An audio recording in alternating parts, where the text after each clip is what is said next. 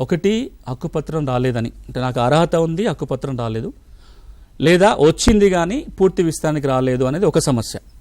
రెండోది, దాదాపుగా 5-6 లక్షల ఎకరాలలో 2 శాఖల మధ్యలో వివాదం నడుస్తుంది. రెవెన్యూ డిపార్ట్మెంటు, ఫారెస్ట్ డిపార్ట్మెంట్ మధ్యలో వాళ్ళ బౌండరీ ఎక్కడన్న దగ్గర వివాదం నడుస్తుంది. అంటే అది రెవెన్యూ ల్యాండా ఫారెస్ట్ ల్యాండా నిర్ధారణ కాలేదు. రెవెన్యూ ల్యాండ్ అయితేనేమో రెవెన్యూ చట్టాల ప్రకారం లావణి పట్టా పొందడానికి అవకాశం ఉంటుంది. అది ఫారెస్ట్ ల్యాండ్ అయితేనేమో హక్కుపత్రం పొందొచ్చు. ఇది రెవెన్యూ ల్యాండా ఫారెస్ట్ ల్యాండా వివాదం ఉన్న సమస్యలు మనకు ఒక 5-6 లక్షల ఎకరాల్లో కనపడతాయి.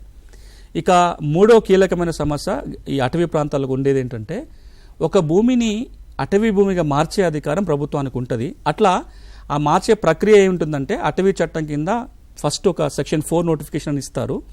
ఆ ప్రక్రియ అంతా అయిపోయాక ఫైనల్ నోటిఫికేషన్ ఇచ్చినప్పుడే ఆ భూమి ఫారెస్ట్గా మారుతుంది.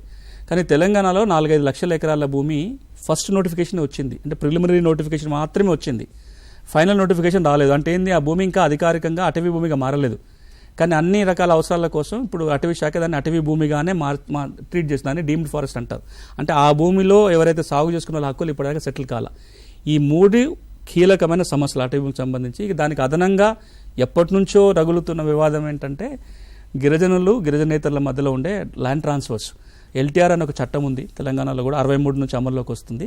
ఆ చట్ట ప్రకారము గిరిజనులు మాత్రమే స్థిరాస్తులు కొనుగోలు చేయడానికి అవకాశం ఉంది. నాన్ ట్రైబల్ ఎవరు గిరిజన ప్రాంతాలలో భూములు కొనొద్దు.